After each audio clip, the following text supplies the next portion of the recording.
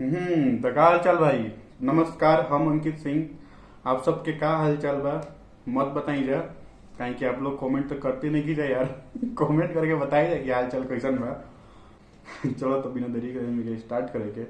और सबसे खास बात ये कि छोटा भाई के अपन बिना सब्सक्राइब करे वीडियो ना देखी जाए, ये सबसे खास बात रहे। अब स्टार्ट करेंगे।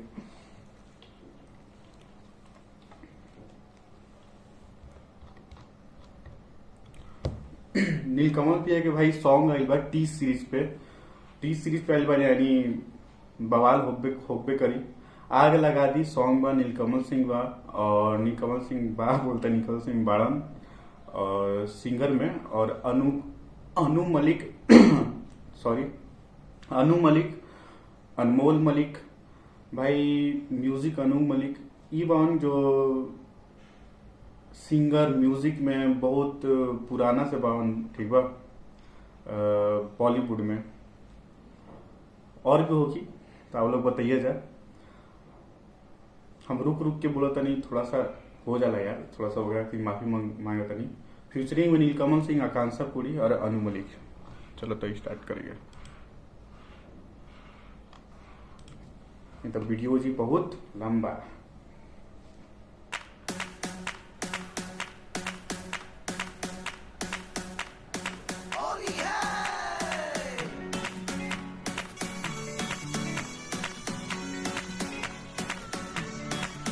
म्यूजिक सुना तो भाई बैकग्राउंड के बैकग्राउंड के म्यूजिक भाई अलग लेवल के बा। और वीडियो ग्राफिक भी अब शुरू में जब देखनी तो भाई मतलब ये बंदा अलग लेवल के भोजपुरी इंडस्ट्री के लेके चाहिए। हम बोलत रही ना, आप लोग देखा जाए, आप लोग के सामने बा।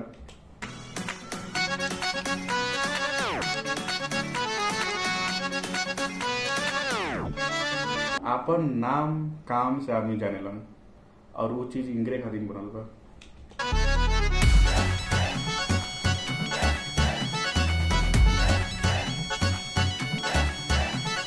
जीन स्टॉप में घर से आई, मैंने देसी भांग चढ़ाई, नाची जो मैं स्विंग मूड में, छोरा मुझ पे करे ट्राई।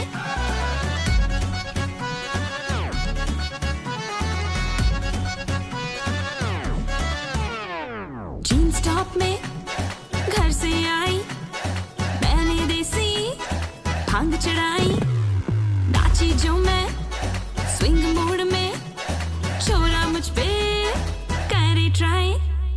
ले ले ले झुमका, दे दे दे ठुमका, तू सरका दे पर्दा, ये लाज शर्म का।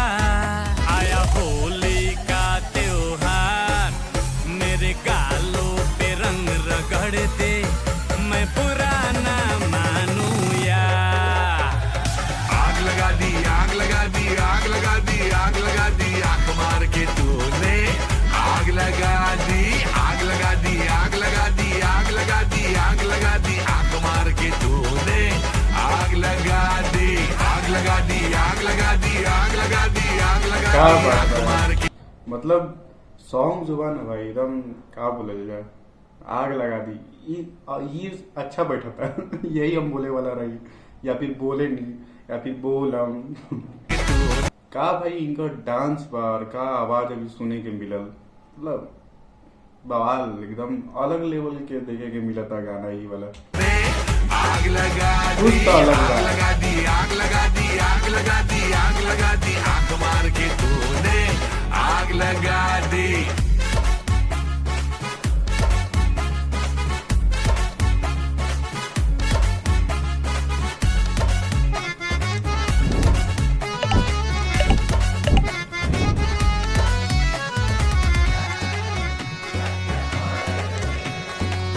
रंग तूफानी बरसाते रानी, अच्छा लगे रंगों का पानी। रंग तूफानी बरसाते रानी, अच्छा लगे रंगों का पानी। ओ क्यों बैठी ले जी, हो जा तू क्रेजी, कहने लगी नौटी जवानी। अरे यार मतलब बहुत कम बोलल जाए तो बहुत ज्यादा बोली फिर भी कम बा, मतलब ऐसा समझा था, ऐसा सॉन्ग बा, बहुत कुछ देखे के मिलता है एकदम हैप्पी, एकदम अलग लेवल के एकदम लगा था कि भोजपुरी सॉन्ग है।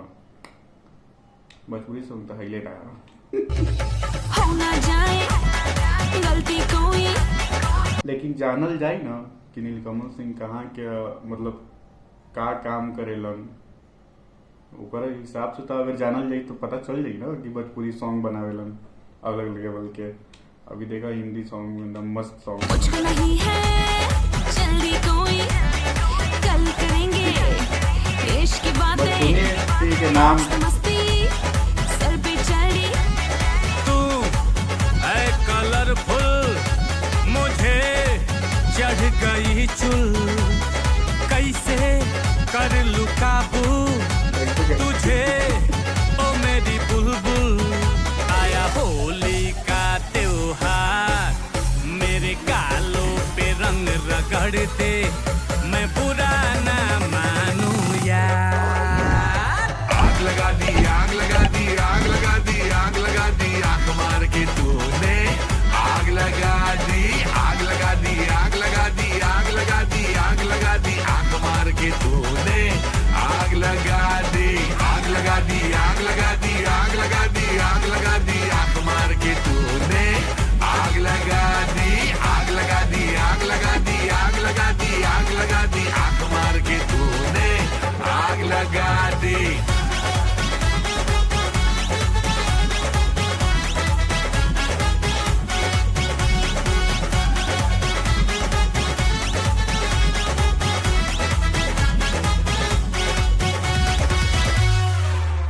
मतलब क्या बात बा यार, मजा आ गई। मतलब ई सॉन्ग के कह सके जा कि आग लगा दिलस सही में अगर लिरिक्स में रहे लेकिन सही में आग लगा दिलस। का ड्रेसिंग सेंस से भी तो बनले जाला, इनकर काम से अधिकतर मानल जाला नीलकमल भैया के, अलग लेवल के रहेला भोजपुरी इंडस्ट्री में। और मान लो अगर T series Pay song I हो जाए तो आदमी जानिए तो नीलकमल सिंह कौन हवन, बैकग्राउंड अगर पता करिए तो पता चली ना कि भोजपुरी इंडस्ट्री के हवन। तो ऐसा इंसान आदमी के सपोर्ट करल जाला, आगे बढ़ावल जाला। जो गाना का बोलल जाला ओकरा, जो गाना सही में सुने लायक होला, समझत है, और एक अलग लेवल के। आप सबके बताई जा आप सबके कैसा लागल। हमरा तो भाई बहुत अच्छा लागल।